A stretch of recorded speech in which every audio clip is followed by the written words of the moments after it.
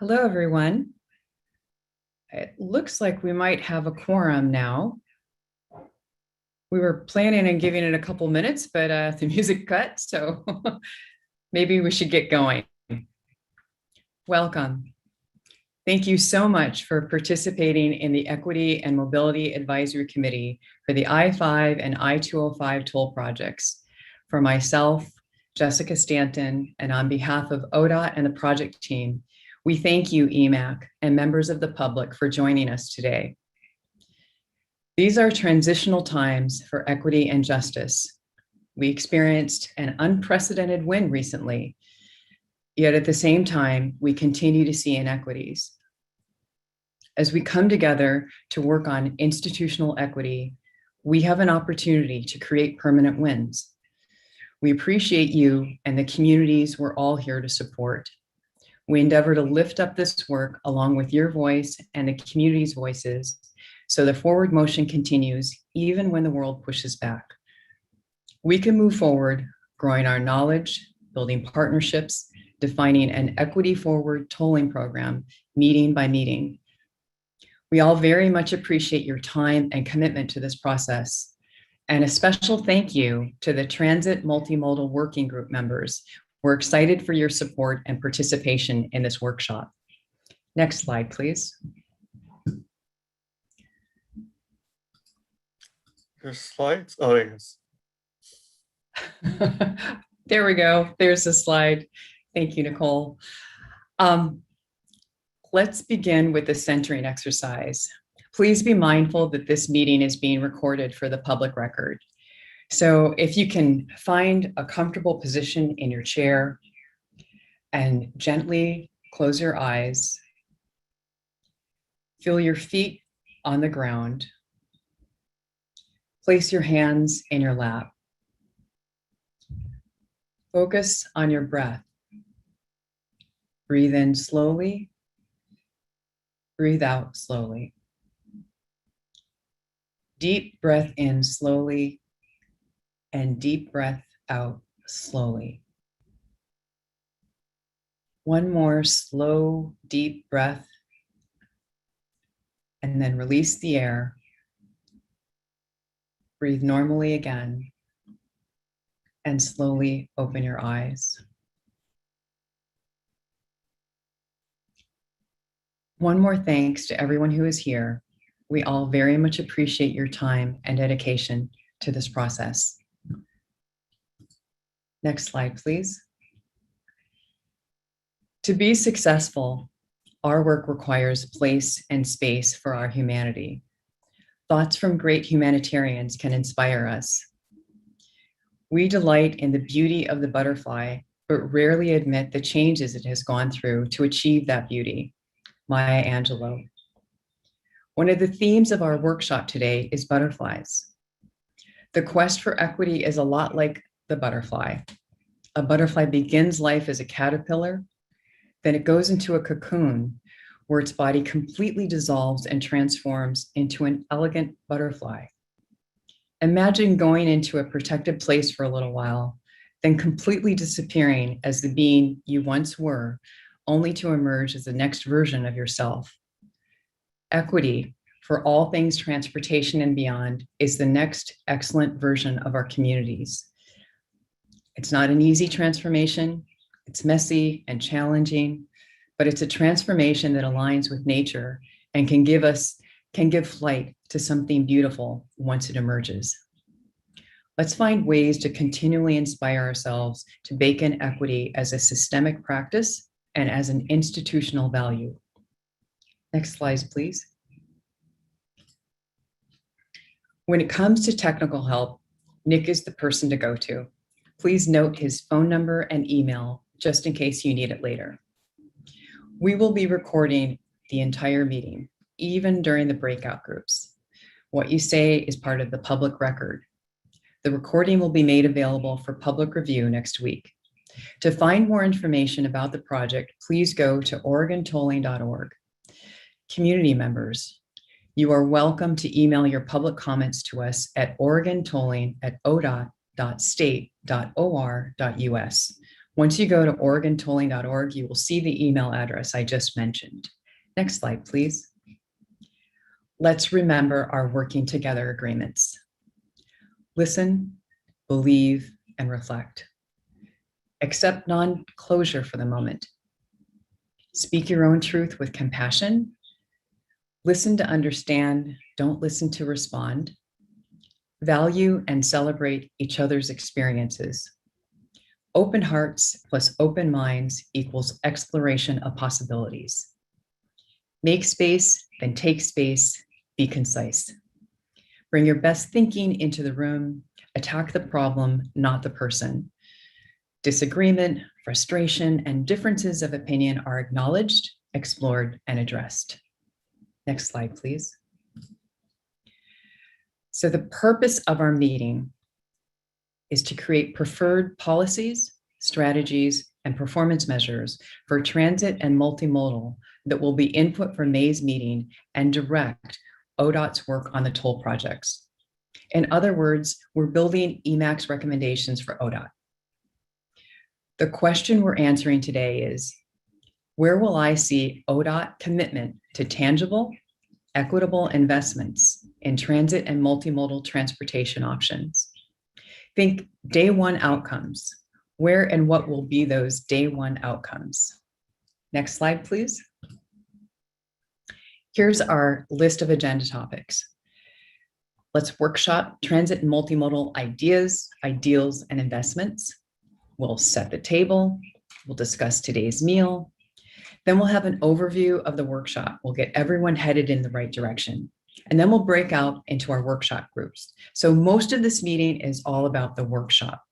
After the breakout groups, we'll come back together for a gallery walk, and we'll talk about next steps, and we'll close. Next slide, please. Let's remind ourselves about where we have been and where we are going. In the last meeting, EMAC gave support to move forward with the process equity and outcome equity with the EMAC game plan. A summary of the meeting was sent out to you recently. The game plan will guide us as we navigate the rest of our goals and objectives. Next slide, please. We're at the next stage of our journey. Transit and multimodal will be the focus for both today's and May's meeting. We'll go deeper and look more closely into your thoughts and recommendations. We'll call out those day one investments that are key to process equity and equity outcomes. And with that, I'll hand it over to you, Garrett. Excellent. Thank you so much. And if you wouldn't mind going to the next slide, Nicole. So in this next section, this is kind of our main content here before we dive into the breakout rooms. And I know there's a lot to this. And so that's why Jessica and I put together the YouTube preview video. And so that's online now. It's up to 70 views, which I don't know how many more we have to get to become a YouTube influencer, but that is something that would be a nice little benefit of the project on the side, just saying. So here I'm going to walk through setting the table and then kind of what's on the table, what's the meal for today. And just know that this is a table that is not fully constructed. There's a few loose screws, a couple missing nails, maybe a creaky board. But as we even get closer to the May meeting, we're hoping to bring you more better data and more clearly on kind of that equity framework step one around the who, what, and where. And so this is what you're seeing here on the screen. This is our table for the project, the EMAC equity framework. We're grounding it in that. And so let's go through the information that we have on step one. Next slide. So through the work of this committee, we're kind of going beyond what's traditionally required or done in these larger environmental studies, which are environmental justice. And so that's around income and race or ethnicity. And we're looking to do the same level of rigorous investigation into the benefits and burdens and analysis on people with disabilities, elderly, children, no vehicle households, and limited or no English proficiency households. Next slide. So I'm going to take a minute here to rest on these maps and explain them, and then I'll kind of flip through a little bit quicker the other ones. But if Nicole, if you wouldn't mind, just kind of put your cursor or mouse over where the I-205 project is on the map. And so there you see it's from OR 213 to Stafford Road along I-205. So that's kind of just a visual representation of where the maps are at today. And you also might be thinking, I'm thinking of our Southwest Washington friends in Clark County, kind of why are we not on the map here? And just know that these maps represent the environmental justice analysis footprint. And so this is very much tied towards the mitigation piece and how that analysis will go. But when we talk about community engagement or policies or strategies, such as low income discounts or regional transit, health and safety, those are very much a part of the Washington region, even on the I-205 project are a part of that. And then you'll see in the footprint for the regional tolling study, that location in Vancouver and Clark County will be included in the footprint that you would see here. So we're working on getting those maps up to date as well, and hopefully we'll have that in time for your May meeting. The other thing I just want to say as we flip through these maps, and Nicole, I'm going to throw this on you here a little bit, but some areas that stood out to me, if you look in the Canby area, do you mind circling around Canby? And then as you travel up 205 along 99 East between the project and Portland Central, so that's kind of the Gladstone area just north of West Lynn, Nicole, just to the right of that a little bit, yeah, those census blocks. And then up like East Milwaukee along 205, which is, so go east of that to where the interstate's at. Yeah, just kind of look up and down that corridor. And as we flip through these maps, it seemed like those are three areas specifically were ones that showed up for each one of the different groups. So we're going to flip through those maps now. These are on the PowerPoint if yourselves or people in the public want to look into them more. But we'll be working with you all to dive into and deepen the knowledge of these maps beyond just census tracts and blocks and what that is provided, because we know that data has flaws and gaps as well. So this is for low income and people of color. Let's flip to the next slide. This is population where elderly is a higher percentage than the county average, or people with disabilities. Next slide. These are children, higher percentage, again, higher than the county percentage for children in no vehicle households. And this is the last slide here. This is limited English proficiency for the I-205 project area. Next slide. So when we look at the regional footprint, again, this is data we pulled from Metro. We'll be going down and splicing and bringing this data up to where it is at with the I-205 level as well. But here's kind of the regional footprint of low income census tracts that are of higher percentage. Next slide. This location, again, higher percentage people of color and limited English proficiency. So there's a full, in your EMAC packet, there's an in-depth document on some of these guardrails, the current restrictions or requirements that ODOT has and that the toll revenue would have. And so if you, that's a deeper dive, but if you also go back to the EMAC meeting 3, you had Assistant Director Travis Brower here from ODOT, and he talked through, again, you can look at that video for further explanation on this. Where I just want to call attention to are a few types of investment that have been vetted. And so bike and pedestrian infrastructure in the road right-of-way, so not just the highway, but also the road right-of-way would be approved or possible with toll within the Oregon constitutional restriction on toll revenue. Dedicated transit lanes on the highway itself could be a possibility, as well as park and ride facilities that would be adjacent to that. And there's additional examples such as transit signal priorities or highway pullouts to accommodate buses. You see those listed in the bullet points on the bottom right side of the screen. Next slide. So today's meal, like Jessica was talking about, we're going to dive into the transit and multimodal piece. Next slide.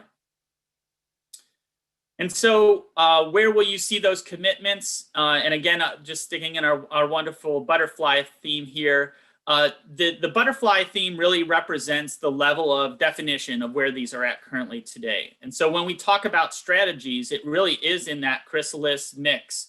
We're looking to, it's going to be a journey for those. And so we're looking to start that conversation now. The policy options, just based on kind of the research and what's available to us today, are a little more defined, but there's still room to see where that's fleshed out. And then performance measures, you'll see it's a very technical document. Those are very detailed. And so we'll be looking for your feedback and incorporating that. Know that that's a little more kind of defined in the process as of today. Next slide. So I'll go into these documents more when we talk about each one of the types, but this is the documents that were sent with your packet. This just kind of an overview slide of showing how they align with the different types of investments that we're going to be talking about today. Next slide. So what is a strategy? We're going to be talking about strategy options. And it really is, it's kind of it's in between like the policy definition and a more specific mitigation. And so it's a strategy. It describes a process or a specific investment. It could be specific that is informed by the toll project, but isn't as tied down as mitigation is in the kind of environmental process. And so those documents about what are the existing conditions for transit and multimodal, what is feedback that we've heard from equity framework communities, and the guardrails in history really help govern this and provide that information. And so an example of what a strategy could look like would be to have a call out around pedestrian safety or capacity improvements in downtown Oregon City, Canby, Gladstone, and West Lynn due to the increased diversion from tolling. That could be what a strategy looks like. And then that would direct ODOT to work with the local partners to identify specific improvements and come up with a list of those that would be built with the tolling revenue. Next slide. Policies are less tied down to geography. They're very much governing kind of how the Oregon toll program would work itself. There are these statement or administrative rules that guide the decisions and inform actions in pursuit of an outcome such as equity. And so if you looked in the packet of documents, you saw some policy options where those were queued up. And those were really based on research on how tolling and transit or tolling and multimodal investment has worked from around the United States. So examples of what a policy could look like would be transit vehicles are exempt from tolls. That could be a policy that could be provided. Or choose your percentage, but other places have done this where like 25% of net toll revenues are dedicated to increased transit service. Next slide. And again, when you're looking in the, so when we dive into performance measures, you'll also see goals and objectives listed on that document. Remember, if we're going to orient ourselves to our NEPA tree, that the performance measures are really the leaves, the most detailed part that stem from the branches and of objectives and the, I'm losing the word on my tree analogy here, but the goals that are the more trunk base of that tree. Next slide. And so for the mitigation, what that would look like, that's very much connected to performance measures. And so mitigation is this NEPA or National Environmental Policy Act term that impacts, when there are impacts found in that analysis process, it's specific investments or improvements that would go to address that impact. And so an example of what that would look like, again, it's going to be probably a very specific thing. But due to increased diversion from tolling on I-205, the intersection of B Avenue and C Street will need an additional right turn lane and sidewalk. And so we have the I-205 performance measures document here, and know that the performance measures specifically for I-205 is something that will be worked through in the next maybe 6 or 8 months. And after that impacts analysis is done, we'll start seeing proposed mitigation for the I-205 project early next year. Next slide. So Jessica, I'll turn it back over to you. Thank you, Garrett. Okay, that was a lot of content. Let's pause for a moment. So you've watched the video. and you've read the materials, and now Garrett has just walked us through the purpose of the materials, all of which is to prepare you for the transit multimodal workshop. So in other words, we've set the table, we've talked about the meal, and now we're just about ready to dine. So you may have some important questions and concerns about the materials. So what I'm going to ask you to do is please take note of them now and be sure to raise them during your breakout sessions. Since the purpose of the meeting is really to spend as much time as possible in our breakout rooms and for you to exchange ideas and share voices, we think that's the best way to answer the questions. Is everybody okay with that? Maybe Nicole, if you can bring everybody up on screen. Sure, and I did see that Michael had his hand Oh, raised. Okay. Why don't we bring up the screen, and Michael, do you want to share your question? Yeah, I can make it really brief. It's just a clarifying question on slide 25. Thanks, Garrett, for explaining that. You know, the example is like 25% of net toll revenues could be dedicated to increased transit service. I don't know if I understand how that squares with the constitutional restriction. Yeah, I think that's one of the, specifically around transit service, is one of those that on the face reading of the constitutional restriction wouldn't be there, but I've seen other programs have similar constraints, kind of make that commitment, and then there's ways, maybe it's outside of toll revenue, but it's still within ODOT where that money can be provided. I'm thinking of two specific. We have a statewide transportation improvement fund, or STIF, or the statewide transportation improvement plan, or STIP, are both ways that don't have maybe certain limitations on how that might work. But it's a good question. Thank you. Appreciate the answer.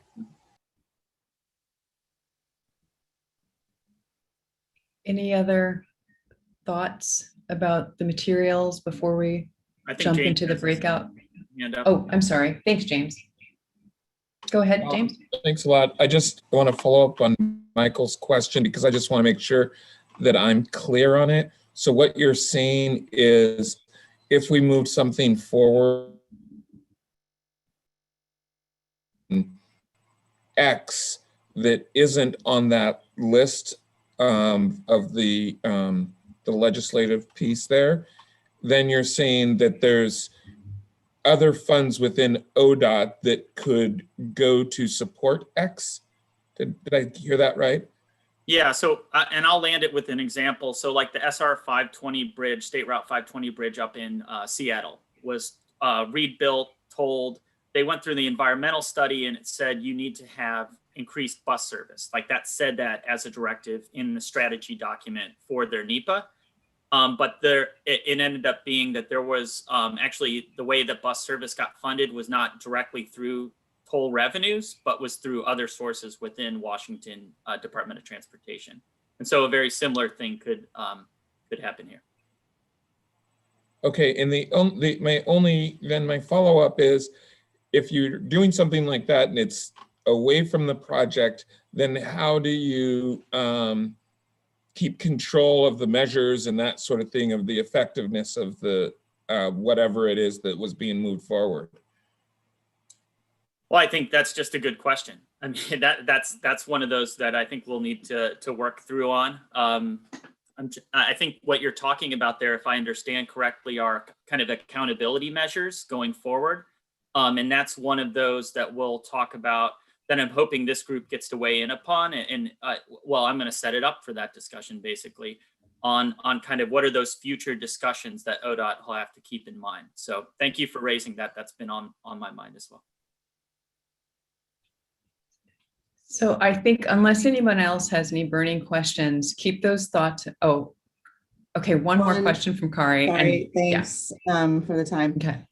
Just a clarifying question, similar to previous ones, or maybe building on that. Are we specifically looking at day one outcomes? Because I heard that said. So, you know, what happens on the very first day, or are we looking about what's happening on an ongoing basis? What is the focus of our discussion right now?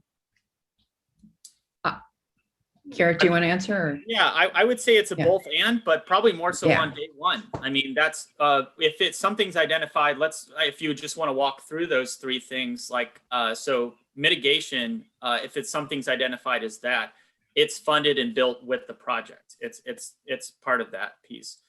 Strategies could be a piece, you know, because these documents, it'll take us about 3 years to get through the environmental review process.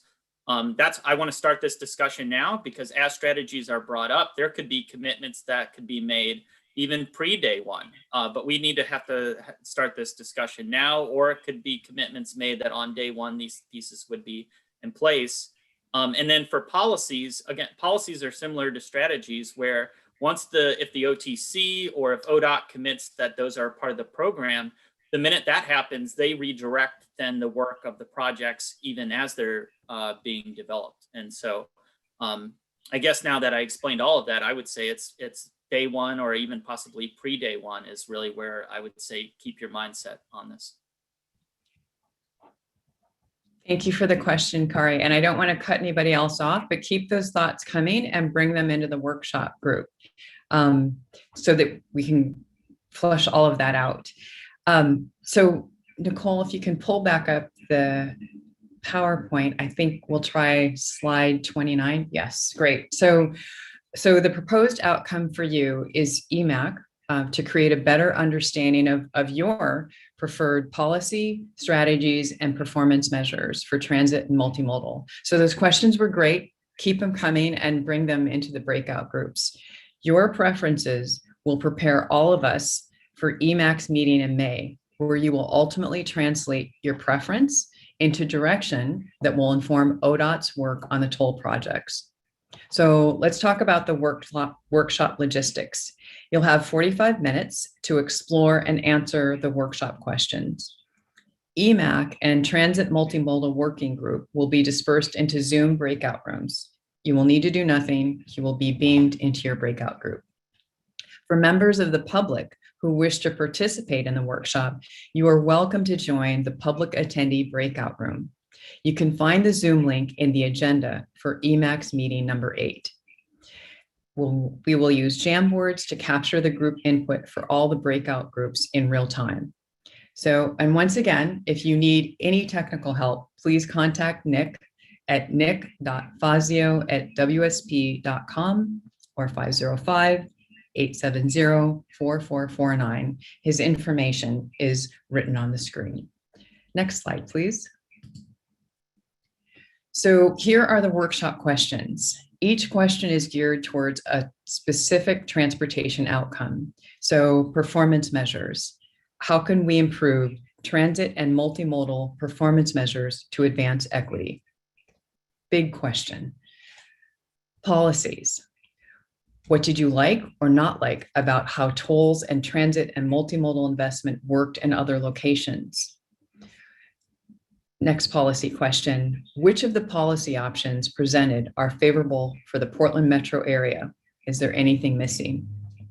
And then around strategies, what are the I-205 area and regional I-5-205 toll project transit and multimodal investments that might be best to advance equity?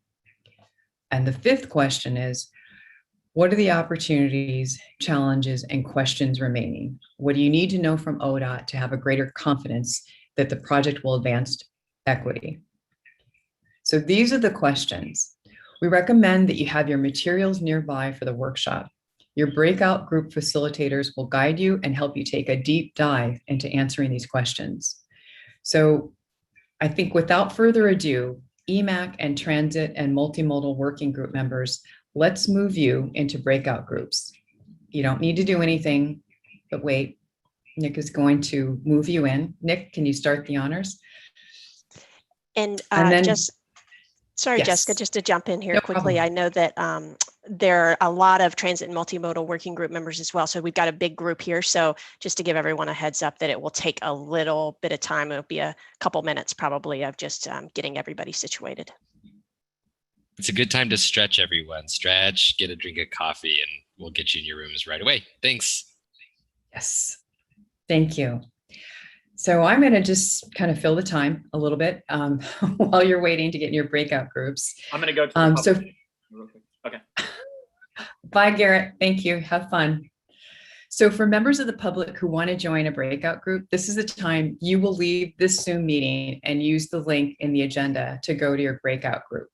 So you will find your facilitator, Garrett, who's already left the room ahead of you, and the project team, they're waiting for you to join them. If you have any difficulties, please contact Nick.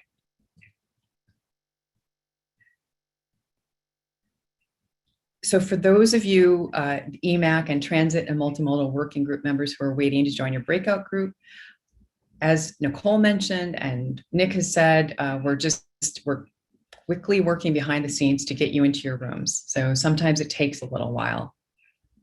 So bear with us. Don't worry, you will get to your working group on time. So just a friendly reminder, you're going to want to pull out those meeting materials that you had in advance, because that'll be helpful while you're exploring the questions in your breakout groups.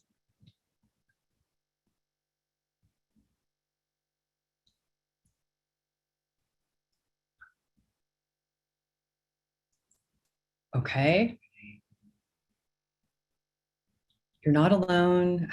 If I could sing, I would serenade everyone. I cannot sing, thankfully. So keep in mind the butterfly strategies. Chrysalises are strategies, emerging adults are policies, and adults are performance measures. It looks like people are slowly populating the room. And it'll just take a couple more minutes.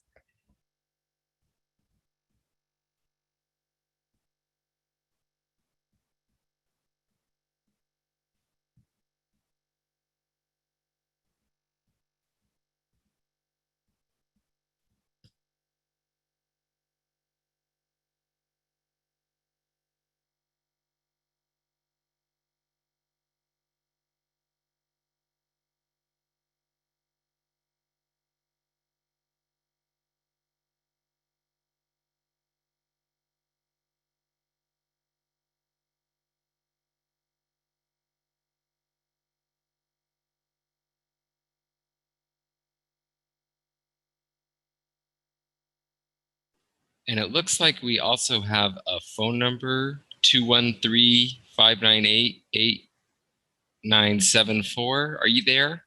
That's me. No problem. That's you. It's okay. me. So Jessica, it looks like the only ones unassigned are you and Francisco. So you guys should be able to jump into whatever rooms you like. Oh, great. So I'm co-hosted, right? Perfect. Thank you, Nick.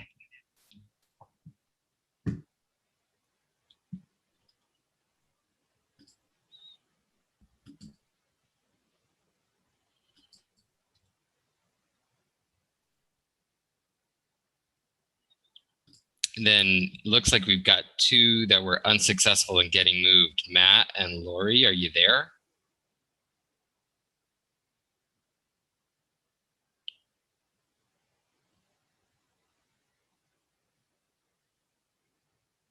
Oh, okay.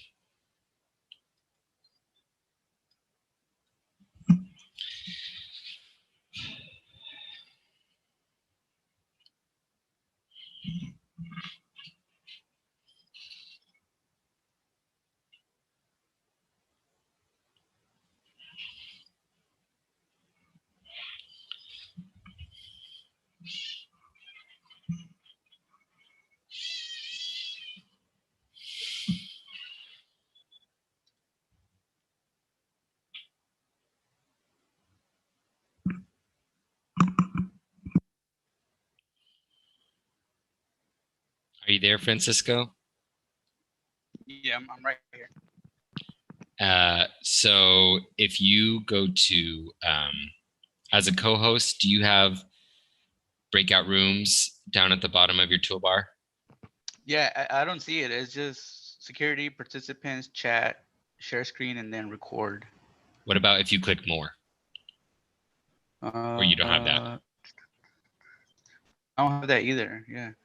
Oh, well, sorry about that. I don't know what's going on. Do you want me to just send you to a room? Yeah, just send me to, whatever room. Okay. Here we Thank go. you. I'll get you. Yep, I'll get you sent.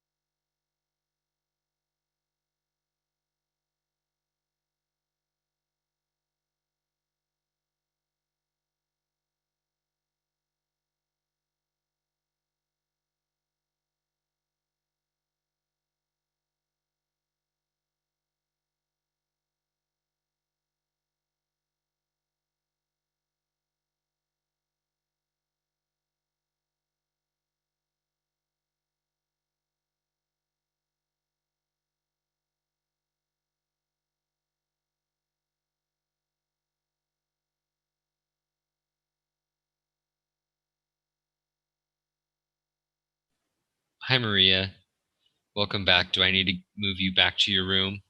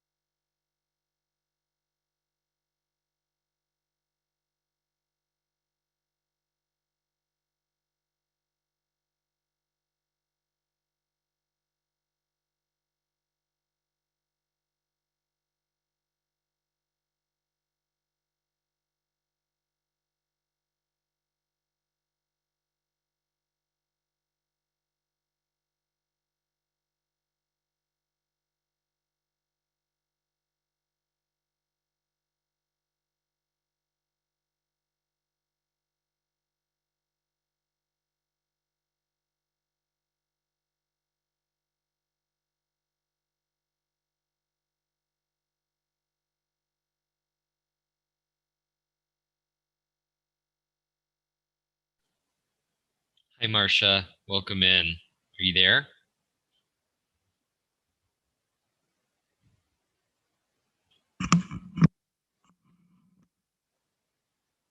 Just wait to hear from you before I get you moved over into a room. Nope, I'm here. Sorry about that. That's okay. Welcome in. I'm going to go ahead and move you over right now, okay? It'll be just a second and then you'll be in a breakout room. Perfect. Thank you. Yes.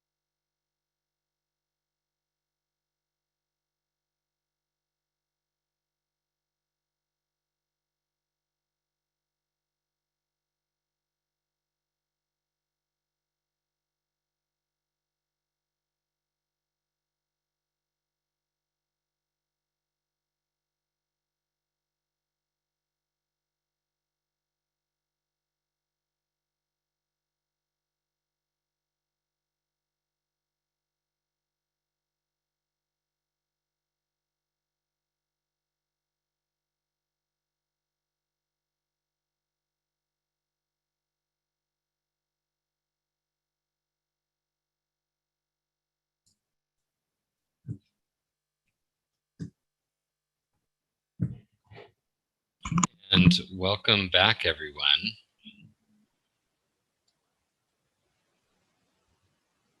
Never enough time for breakout groups. Did I cut you all off in Forever. the middle of robust discussion? Always. Oh. Well, I tried to give you some warning, but anyway, glad to see you all. And I know Garrett's wrapping up the public breakout session as well, so he should be back in the meeting right now. I'm going to let him in. Great. Can I make a comment about the breakout groups? Absolutely. Sure. So thank you. One, I enjoy the shorter meeting times. It's nice to have these as an hour and a half.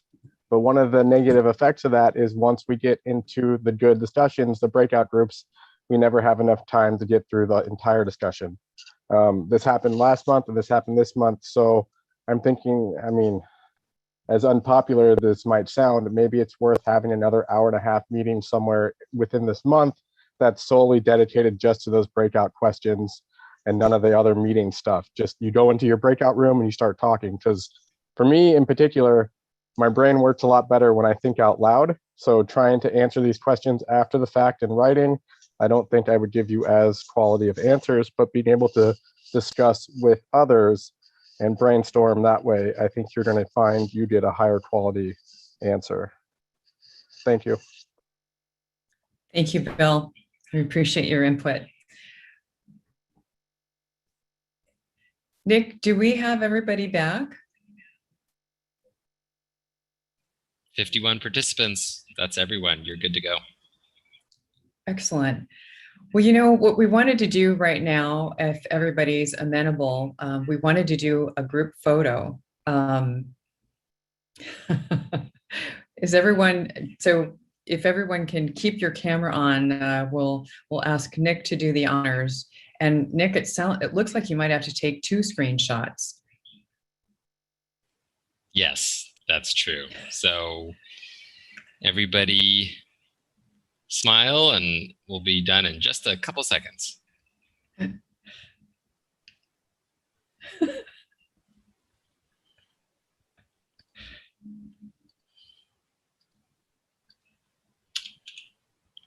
then just one more. Hold on.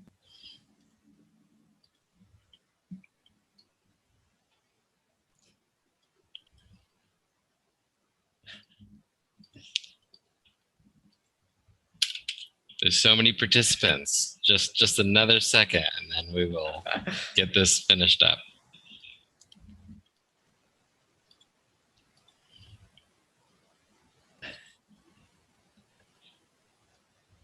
Oh my gosh. Great. Thank you, everyone. Supermodels of the world. Yes, beautiful. Thank you, everyone. All right, thanks, Nick, for that. So you guys were all having amazing breakout group conversations, and to Bill's point, there just was not enough time. So we'll need to huddle afterwards and figure out how we'll take care of that for the next meetings. So if we can, Nicole, how about if we pull up the Jamboards and let's do kind of a quick report out from your groups. And I think, Chris, why don't you, if you want to talk about your group and maybe give it a minute, some of the highlights. Yeah, definitely. So first off, we weren't able to get through the through all of the questions.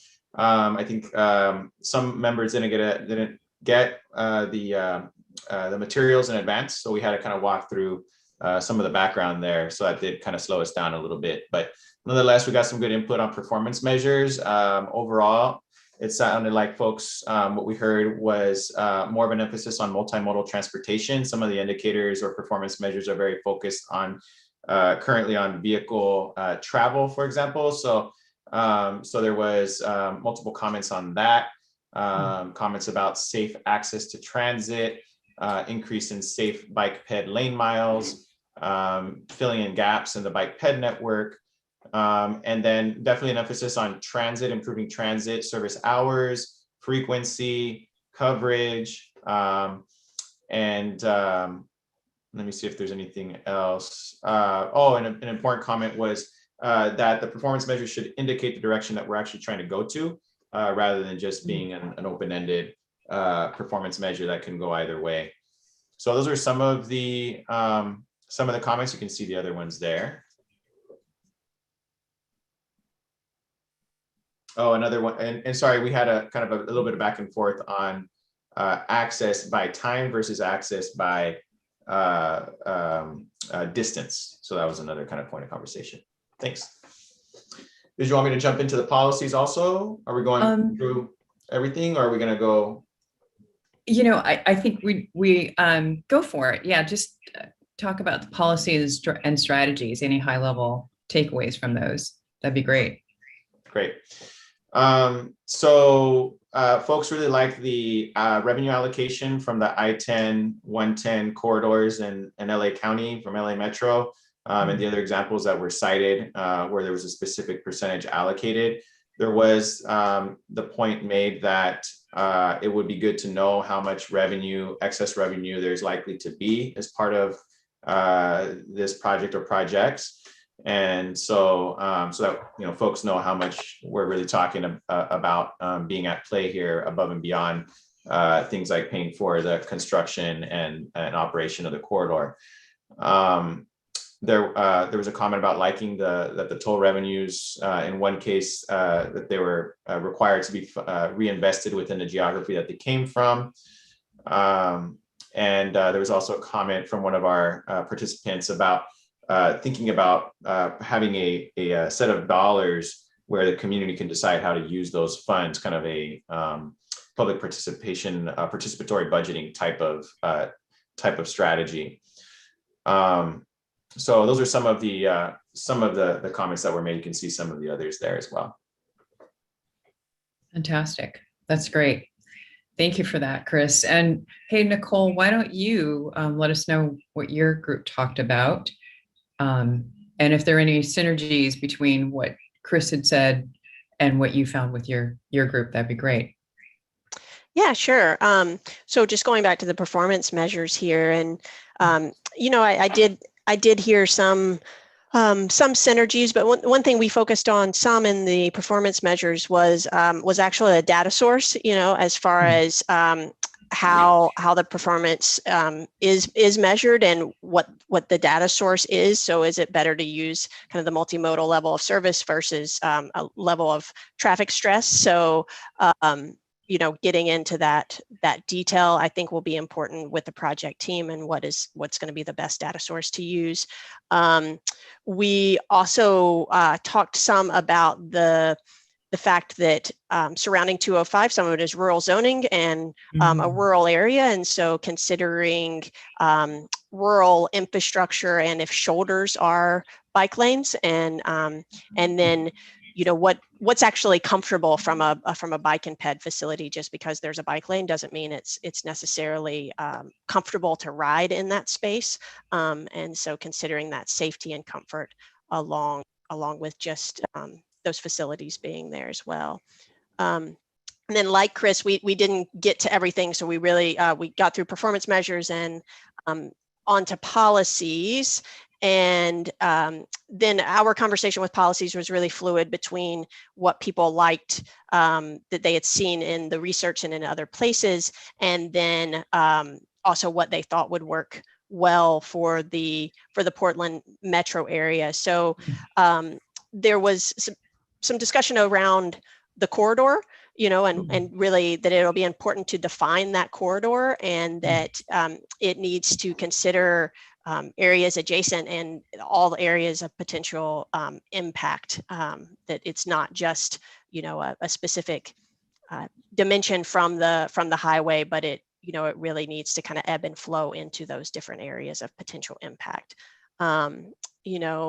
Also, like, as far as, something specific about the registration of car pools and van pools, like, is there a specific, would there be a definition of the specific way that those entities are registered in order to be able to be exempted? There seemed to be agreement that a lot of the options that were laid out were positive, but just details needing to be worked out as to how those would be implemented. And then my group didn't quite get to strategies either. So. Well, great. Well, thank you for that. So Anne, how about your group? Because I think you got through almost all three of them, right?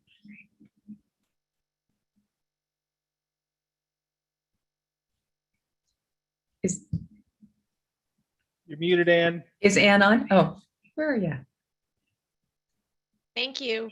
The reason we got through everything was because we skipped one thing. But we are, I think the next page, ours was pink. So a couple things, hearing some similar themes from the other two groups. One thing was with transit is making sure that travel time for transit vehicles was part of the performance measure. And then also, access the time to get to jobs using transit. That would be another performance measure that was of interest. We also talked about proximity to transit as being a good performance measure. There's a few others, and I'll move on to some of our policy conversation. Next one. Oh, see, this is when we skipped. I mean, there was a statement of just like, there must be sort of a minimum bar that we have to reach. And then we just moved on to some of the policies that we liked. There was a statement of just, looking at bus on shoulder as being a good thing to continue looking at. It does need further studying. We had a conversation about, exemptions, and people in the group seemed to agree that we should not be charging a toll to transit vehicles, emergency response vehicles, van pools, non-emergency medical and social service rides. We had a discussion about carpools and whether they were registered carpools or carpools in general, and that led to a conversation about, well, TNCs should not be exempted. And then also that some carpools are really family groups where people are, everybody is going to a similar area. So I think the end of it was that they're just, it should be considered and studied further related to at what point are carpools not charged a toll. And then we can move on to strategies just to make sure that we go through this a little bit. Because there was some good conversation. There's definitely a conversation about first, last mile, and an understanding that in rural areas, first, last mile may not be just a mile, it might be 5, and making sure that studying those connections is really essential for equity, because in our rural areas, there's a lot of families that are experiencing low incomes. And there was a big conversation, and I put a +2 on a couple of the notes, is that there is a need to identify when strategies would be implemented and how they would be funded. And that was a thought of what's going to be in place for that day one. So that and that links to one of our big comments in the end was, is this really part of the project or is it done at the end as mitigation? So that conversation was a part of our discussion, and I heard folks saying that it is really important to identify this sooner rather than later. Another thing was just some of the Get Moving projects that those had gone through quite a bit of public engagement and prioritized, and many of those projects, especially 82nd and McLaughlin, would serve BIPOC communities, and so they should be looked at for investment. And then the final one was that there was an appreciation for the discussion and sort of the big ideas, but that the big question is how much money will we have from any source, whether it's toll revenue or another source, and so that we can make a system that works for everyone. That was a good note to end on. That's fantastic. Thank you, Anne. Those are great ideas. And it's not lost on me, everyone, that it is 5 o'clock. So is it okay?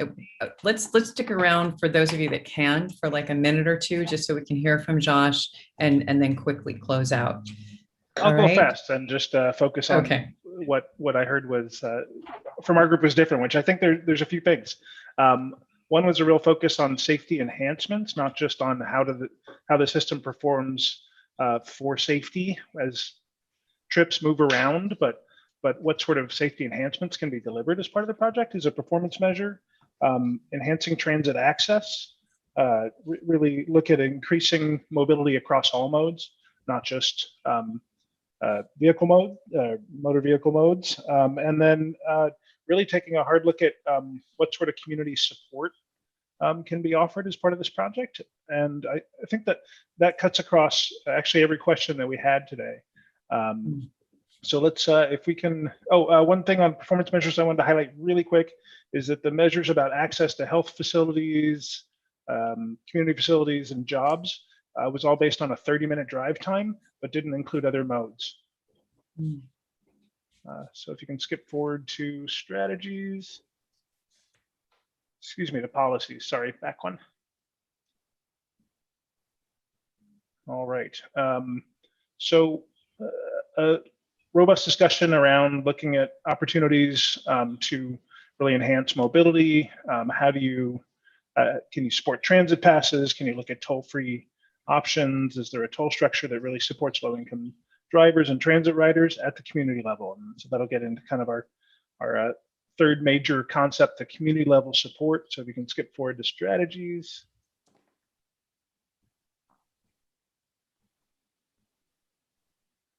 There we go. Example of a resiliency fund allocated to CBOs, really networking at the community level to get the folks that know the communities best, toll passes, transit passes, know who needs them. They have the best relationships and have the best opportunities to coordinate with the community. And then funding at the CBO level, that would really show a huge investment by ODOT in equity. That would be a great proof that partnering. I think there was a good discussion about this being more than just a road project, and that it requires partnering across multiple different sectors.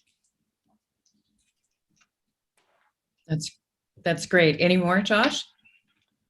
I think I was just kind of sticking with major themes. You're doing well. CBOs with revenue support. Put your money where your mouth is. Show where the money's going. We know that people are going to be impacted. We understand that. How are we using the revenue to improve their situation? And can I take off real quick? So I was in the public breakout room. We had 8 wonderful folks from the public. A lot of the similar themes. Here are some things that I don't know if have been mentioned. A policy to address diversion, to have that similar commitment. Being careful about exemptions, to not go too far down that road, and because that could take money away from where you would want to invest it. The integrated fare systems like in DC or Los Angeles. Demand management and working with employers who have transportation option programs and being smart about that. And then just to underscore the travel time and reliability, that it can't just be access. You have to have competitive transit and transportation options to the vehicle if that's where that's being impacted. So thank you. Excellent. Thank you all, facilitators and EMAC members and Transit Multimodal Working Group members of the public. What robust conversations, great output. So we're over time. So I'll just quickly say that our next steps are the next meeting for EMAC is May 26th at 3:30 p.m. And we're going to continue this conversation and refine the preferred transit multimodal policies, strategies, and performance measures. So the conversation's not over, don't worry, but we'll continue this in May 26th. And I don't know if it was said during your groups, but we are going to be looking for a subcommittee involvement to make sure that we're dialing in exactly where you want to guide this EMAC. We'll talk more about that offline through email. Then other next step, the next transit multimodal multimodal working group meeting is June 16th, right? I think that's right. Yes. And then before you go, Nick has sent you an email with the meeting evaluation link. And it's so important if you can take a look at that and just take a couple minutes just to fill it out. It's how we make these meetings, how we improve them, and how we actually do what you would like us to do. So, following up on what Bill said, if you guys want more time in the workout groups, please put that into your meeting evaluations.